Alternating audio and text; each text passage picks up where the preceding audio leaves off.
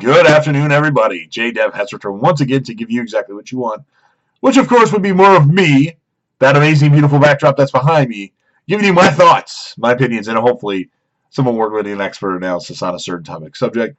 I wanted to discuss UFC 236, my thoughts of the event itself, and kind of a recap of what I saw of the event. Before I go into those details, if you're not sure who won yet, especially in the co-main event and the main event, that's what we're going to be talking about tonight, or today, I should say. I highly suggest you watch the fight and then come back here and listen to this review, a recap of the actual fights, because they were pretty crazy. At least two of them were. So here's what happened. So this was the first fight that wasn't on pay-per-view, and you had to go through ESPN Plus, ESPNplus.com/PPV to get this one, and there was a lot of trouble getting it. I finally got the event on the TV right as the guys were coming out for the co-main event of the evening, which is what I wanted to see, the main event and co-main event. But, I mean, if I'm going to pay, however much money, I want to see the whole card. I mean, in case there's some other fight of the nights that I don't get to see. But, nonetheless, that's how things are going to go. It's not going to be on pay-per-view anymore, at least for the foreseeable future, because they have a deal with ESPN now. It's all on ESPN, which I don't like, but, hey, I don't have control over it.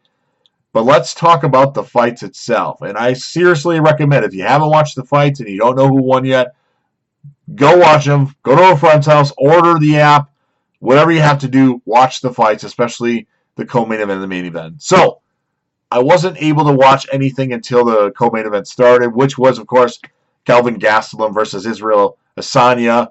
What a fight. That's got to be one of my top 10 fights of all time. It was back and forth. I mean, it was more Israel Adesanya, but Kelvin Gastelum was, you obviously saw Israel Adesanya take some licks in this fight, and he was hurt a couple times. And I think in the second time he was hurt, if Kelvin Gastelum doesn't go for a takedown, he might have finished Israel Adesanya, I think. Going for a takedown when you've got momentum and you've got Israel Adesanya kind of out of it to a certain degree, I don't think a takedown is the right move there. Of course, if you want to conserve energy, but that's still going to drain energy if you go for a takedown. I don't know, but it was a great fight. Back and forth action. And then in the fifth round, Israel Adesanya was really tagging Kelvin Gastelum. And in my opinion, in the final 10 seconds, right after they do the 10-second clock, or clap, or whatever it is, I think they should have stopped the fight, because I think Gastelum was out to a certain degree. And they could have easily stopped the fight because he got knocked out like 3 times in the last 20 seconds of the fight. But what a war. Definitely a fight of the night. And then, of course, you get the main event of the evening. The featherweight champion moving up to lightweight, Max Holloway, versus Dustin Poirier. And Poirier was dropping bombs on Max Holloway in that first round. It was a great fight. I mean, a little bit more one-sided than the co-main event. But Dustin Poirier was going nuts. And then that knee where he cut him open right here, that was vicious. I thought that when my first view of that, I thought they were going to stop the fight with how deep that cut was and how much it was bleeding. But they did. Max Holloway's a warrior for going 5 rounds in that fight. What a night of fights for the 2 fights that I saw. So I'm really happy and really excited. I decided to go out of my way to see that fight or that card. You never know with some of these cards, like, oh, there's nobody good on it. There's no John Jones. There's no Justin Gaethje. But there's guys that put on good fights, like Cowboy Cerrone. And, Dustin Poirier puts on a lot of good fights. So you never know. So that was UFC 236. Obviously, we have Dustin Poirier is now the interim middleweight. Not right. Interim lightweight heavyweight champion of the world. Sorry there.